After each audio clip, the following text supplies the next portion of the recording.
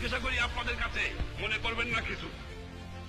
আমাদের কাছে জিজ্ঞাসা করি, আপনাদের বলবো কেন? আমি তো আপনাদের একদম। আমাদের লেখাপড়া শিখাইছে কিনা? আমার বাপ মা, আমরা বলি বাপ মা। আমাদের লেখাপড়া শিখাইছে কে?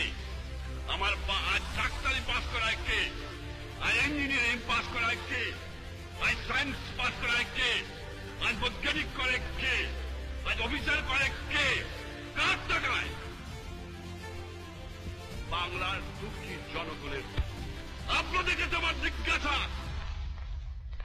শিক্ষিত ভাইরা, আপনার লেখাপড়ার খরচ করে দিয়েছে শুধু আপনার সংসার দেখার জন্য নয়, আপনার ছেলে মেয়ে দেখার জন্য নয়, দিয়েছে তাদের আপনি কাজ করবেন, সেবা করবেন।